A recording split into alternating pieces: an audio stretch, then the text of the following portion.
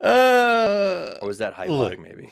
yeah, I remember him saying that, and I thought it was hilarious. I think it was me. Okay. Well, because according to some statistical analyses, Shrimsy was rated as the #2 player in North America, and actually overall rated better than some other players. So that questionable at best. But we'll talk about that later. But Shrimsy, I gotta say, like he doesn't get the shine. He doesn't get gassed up nearly as much as his teammates do. And it's kind of always been that way for him on every roster he's ever been on.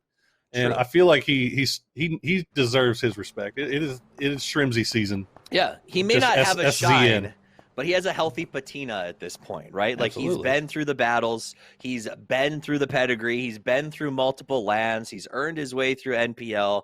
Like this guy's got experience oozing out of his ears, and I feel like we're really seeing it popping up and doing very, very well. So I'm excited to see his performance, want to keep watching it.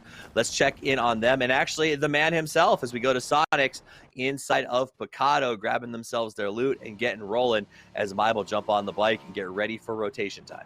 Oh my gosh. Gang, Orangutan, Dodge, Orion, Gravity, all trying to find some real estate. STK very quickly crashes down to Alo's position and be able to hold it, potentially get some points as everyone else tries to find a little something to call home. SDR, the San Diego Rarity, trying to make their transition. The car is a little bit tankier. They're going to slide on by. We saw a little bit of that earlier as a couple people were going to make some scary rotations and not go down. Rarity does grab themselves the tanks and will be able to tuck in there. Fable with a pretty good spread. Oath, it's an okay compound. It's not great if the circle closes on it because everyone surrounds you, so we'll see if they get out of there soon. And we'll check over to Gang, Orangutan, and Orion, who basically have just been forced to fight each other because no one else has given them anywhere to go. Oof, and they got Dodge on the other side of the road, too, so Gang, they got to fully commit here one way or the other. And, oh, boy, yeah, there goes Tetra. And I don't know what you do here if you're Gang. Nitrogen's already low. I feel like they just want to get out of this if they can. Yeah. But I don't know how likely that's going to be. That's the nature of it, though, to a certain extent, is if you spend all your time running from fights, you'll never actually win one. And they kept trying to find a place to go, and someone shoot at them, and they go to the next one, and now they're stuck inside of a valley with Floey pretending he's dead. He's literally just letting the car run so that nobody shoots at him anymore. This is I mean, this is just bad timing, bad luck for Gang more than anything. Patrick was able to get in. Looks like Orion going to go ahead and try to send it. Some sneaky sort of stuff Detonator. Floyd, let's be real. That is pretty sneaky from Floyd. we'll let him get away with that one for right now. And somehow Orion going to go ahead and make it through Dodge, as Dodge had the 2-2 split between the high and low. Oh, Floyd going to go ahead and pay the price now. Yeah, Corsac figured him out, man. But Patrick, meanwhile, did manage to get through. Not inside circle yet, but look at all this going on behind him. Wow. So Gravity heard the rotation alongside. They stopped their cars. They opened fire. Dodge helped assist. But now they've got to try to transition as Orion opens up as well. Lots of fighting going on. Pan kill drops. Potato down. Zovereign as well. Trades left. Trades right. Trades center. And we see Gravity eliminated. The problem is Dodge is not far away. It does not look like Finn is going to pursue this. And I believe the last member of Gang also decides, I'm not driving that way anymore. Oh, my God. Patrick got the last kill. Get the flush there, and now he's wrapping around. I don't think he realizes that Orion was down to just one. And he could have wiped two teams there with 2 kills. And look at this. Now we got Fable trying to do a 2-2 split, and they're getting hard crashed here by San Diego Rarity. Hella and Rip trying to see what they can hold up here as Rarity comes in, playing this pretty aggressively. They got Hella up on the second floor as the house is under assault. Not much Greg Shot can do to help in this situation. Yeah, Greg Shot stayed behind in the building that they crashed originally, the garage. They lost Haxetti when he tried to rotate down to this spot where Hella and Rip currently are residing. And look, I mean, the one thing that they've got going for them right now is that Oath has eyes on this. So San Diego Rarity can't really afford, even though they know that they're in there, they can't afford to just fully commit to sending everybody outside to try to take over this, because they got to worry about Oath, they got to worry about TAC 8, and to an extent, they got to worry about Sonics as well. So Deadeye's got a pretty good angle across the way. They can't breach the second my floor. God, They don't know hard where shifts. Hella is up there. Meanwhile, the hard shifts coming in on Tactical 8. Lopes jumps out, got the barrel, already one down. Lopes the last man standing for the hard shifts as he pushes aggressively, does manage to get some damage on him, but not enough. Lopes trying to fight off a marauding horde as they chase him in circles around the tanks. And ultimately, that will be the end of the hard shifts. But that's not the end of the fight for the Tactical 8, as they're taking fire from just about everywhere. That sucks for hard shifts. They had nowhere to go. I mean, they were hanging out on the edge trying to get it down to open this thing up, and they never found it. So eventually, they just were forced to crash because of the blue, and they end up suffering the price for it. Here is we'll see how hard Sonics wants to commit to this. And actually, look at this, Fabled. Wow. Hold off the rarity push. There we go. Players. All right. Orion, they are the hunters as they move up this hill. Los knew they were coming. Tosses a nade over and says the top is taken. Go elsewhere as a good old-fashioned match of King of the Hill kicks off between Orion and Radiance. Radiance is holding the bank, though, so no matter how Orion comes over this, they're going to run into a very difficult greeting provided by McCoy and Los HD. Now, Radiant's a little split here, but it should be okay as they can provide some support. Oh, McCoy. Nice McCoy. Nice split. Is that old school McCoy back again? Detonator, the last one up now for Orion, and he's just hugging the side of this cliff, hoping that they don't push over the top. It was a nice play. McCoy coming up to stab in from the back. Did Los fall back? Okay, yeah, he did. So I think he exchanged, drew their fire, and then backed off so McCoy could get that stab, and it was just excellent and beautiful. That said, Orion, they're not out yet, right? They could pull something off, maybe. Well, I mean, we've seen what snakes are capable of doing in these games. Right now, Detonator, a very capable player. Patrick as well. We got two snakes on the south side. Meanwhile, Tactical 8 trying to figure out what they got to do next, and they are going to be the next team to push into Fabled here. And guess what? Oath, they're still in their compound. They still see all of this. So see how Hella and Rip decide to deal with this. Well, they got to deal with it quickly. That circle is not going to be long in coming towards them. Hella goes for the double, gets one, but not the second. Rip tries to make a play, but will be eliminated. Greg Shot shows up to help out, but a little bit too late. They're going to hear him coming, ditches the bike, and jumps off. Does manage to get the first one, but won't get the second, as Zealot takes his head off, and T8 survives yet another vicious exchange. So close, man.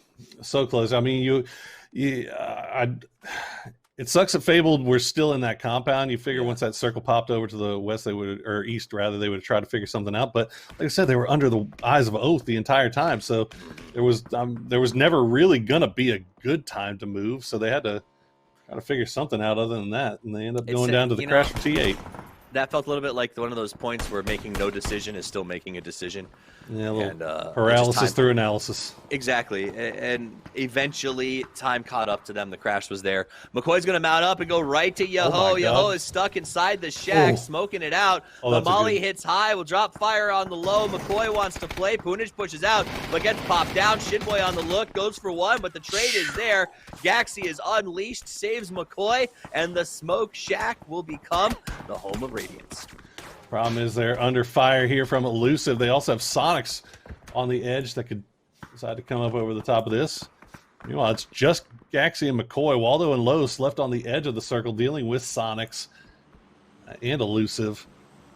We'll see what Sonics decides to do. Shrimps could easily lose this. He wants to be careful here. New circle pops, and they're going to get a little bit.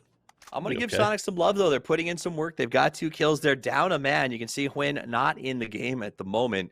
So they are having to do this with 3, which is its own challenge, obviously, to mentally stay strong after something like that happens.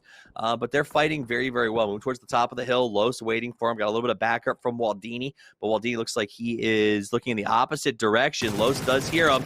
Goes for the first shot. Doesn't get the flush, though. He's got to try to push now. Mime comes over the top. That'll be the end of Los. Waldo taking damages while Dini tries to find some magical trick to stay alive with only 6 HP. The nades are coming out, and so are the bullets as he goes down to Fizzle. That'll be both of them done for, as no options for them. Gaxi and McCoy back at the shack, but here comes Elusive. They're interested in a bit of this real estate as well. That's rough for Radiance there. It was a good push by Sonics, but McCoy going to go ahead and trade that one out. Through the window, through the wall.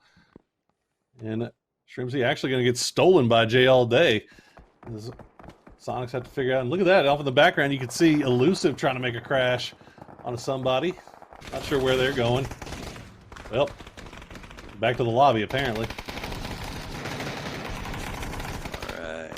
Oath trying to stay off against Illusion. Tactical 8 is eliminated as this fight goes on. Icy Flex trying to make something happen, but it's not going to work. Tactical 8, after a slugfest of a day or a game, ends up going down. Hate to see it. And now on the back towards the south, it looks like Elusive. God, I hate when those two teams are in the same lobby. Elusive pushing on to Radiance, while Sonics, I'm not sure if they're even trying to take part in this. McCoy's already gone down. We'll see if Gaxi can hold them off. Jay all day going to finish him off with the molly. Gaxi, no. That's a good push from Elusive. Really good push from Elusive. Radiant is eliminated in 6th place. Sonic's going to go ahead and try to keep this fight going. Does open some fire. Mime putting in some work with the turn and pivot. Scares him back. Dodge goes out in 5th. Real quick update. So Huynh is out. He actually got a blue screen of death, I'm being told by our admins. Oh, dear. So hopefully he can frantically get that fixed before the next match. I wouldn't say either of them are the bad one. I mean, I think they're both pretty good kids for the most part, but it was the older one. I see what you said. I see what you did there. All right, Snakers. He's going to spot out Mime. Mime's going to go down. No solo heroics to be found from Mime time today. It's all down to Scrimsy. Or actually, no, Tickleton. I'm sorry. Got our 300 pinger was still up. Yeah, that's the best way to do it, right? Import your own, Ozzy. Pat Caps goes ahead and ducks low. Will get himself healed back off. Belfrost taking some pop shots and a few prayers, making sure that the bushes don't hide snakes as he sees Elusive all locked in to their shack. Jay all day taking a bit of fire as he tries to figure out exactly where the Oath onslaught is coming from. But the last man of the Sonics is not dead yet. He's watching the action, waiting for his chance to try to make a play. And that last man is, if you want to pick someone to still be up, in my opinion, it's Tiggleton. This guy could make something happen. It is a very tall order. Even the Tig may not be able to pull this off. I know. We want to see if is it Comp Tig or is it Pubs Tig? Because Pubs Tig wins these quite a bit. Does win. We'll see. We'll see if he can pull something. I know he's not playing on 300. I know he's in the U.S. He's fine. I'm just joking. All right, so we'll see. You can tell Pat Caps is fully aware that he's there. He keeps staring off in that direction. T-Sock going to go down. Tig going to go down to Pat.